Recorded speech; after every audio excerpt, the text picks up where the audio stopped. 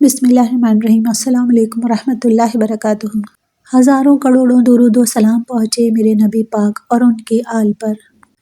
حدیث پاک میں قیامت قائم ہونے سے پہلے کی ایک نشانی بتائی گئی ہے جس کا تعلق دریائے فرات سے ہے۔ دریائے فرات ایک بڑا تاریخی دریا ہے اور یہ دریا ایک روایت کے مطابق جنت سے جاری ہوتا ہے۔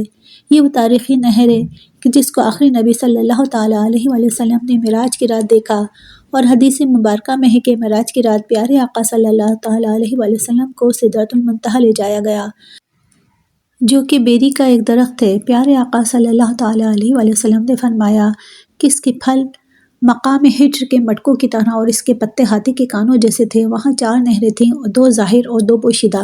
میں نے جبرائیل علیہ السلام سے پوچھا کہ یہ نہریں کیسی ہیں، تو انہوں نے کہا کہ جو 2 پوشیدہ ہیں وہ جنت کی نہریں ہیں، اور جو 2 نہریں ظاہر ہیں وہ نیل اور فرات ہیں۔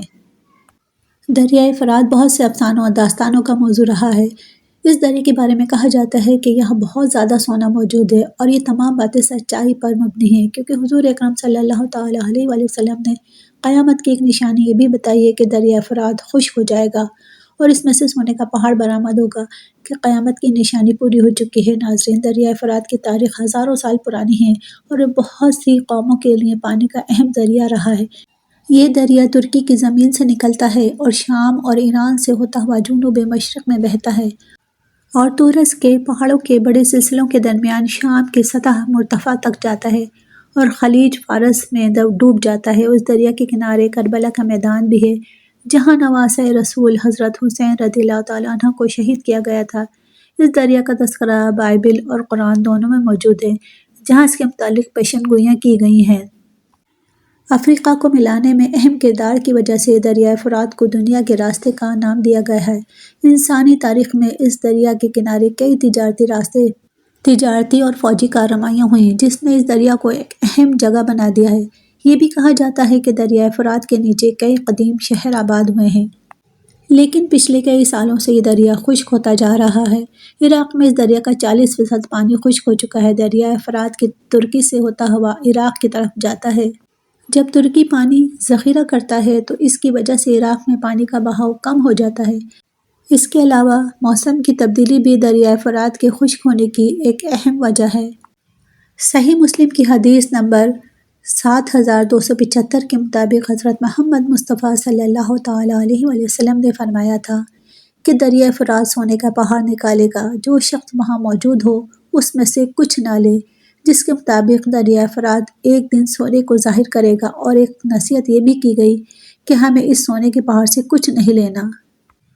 حضور پاک صلی اللہ تعالیٰ علیہ وآلہ وسلم نے فرمایا، قیامت اس وقت تک قائم نہیں ہوگی جب تک کہ دریائے فرات سے سونے کا پہاڑ نہ نکل آئے، جس پر لڑائی ہوگی اور 100 میں سے 99 آدمی مارے جائیں گے، اور ان میں سے ہر ایک یہی کہے گا کہ شاید میں ہی وہ ہوں جو زندہ بچ جاؤں۔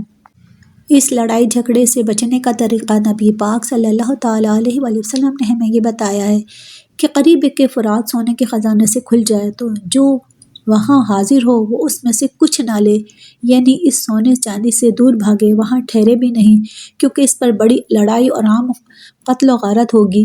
نیز اس خزانے کے لینے سے عذاب الہی نازل ہوگا، بلائیں آئیں گی، یہ مال، یہ سونا، یہ چاندی خزانہ قارونی کی طرح منحوس ہوگا، اور اس سے نفع لینا درست نہ ہوگا۔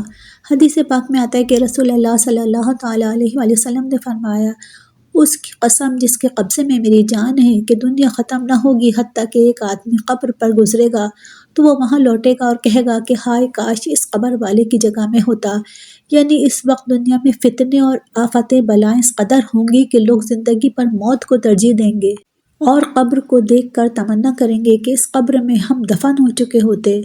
یہ دریائے فرات جنتی دریا ہے، قرب قیامت میں اسے دنیا سے اٹھا لیا جائے گا۔ بس ہم اللہ تعالیٰ سے دعا کرتے ہیں کہ اللہ تعالیٰ ان فتنوں سے ہمیں بچائے، اور اللہ تعالیٰ ہم سب کو حضور اکرم صلی اللہ تعالیٰ علیہ وآلہ وسلم کی سنت پر چلنے کی توفیق عطا فرمائے۔ آمین ثم آمین۔ اگر آج کی ہماری ویڈیو آپ کو پسند آئے تو ویڈیو کو لائک کریں، شیئر کریں اور کمنٹ کر کے ضرور بتائیں۔ ملتے ہیں اگلی ویڈیو میں، تب تک آپ اپنا خیال رکھیں۔ اللہ حافظ۔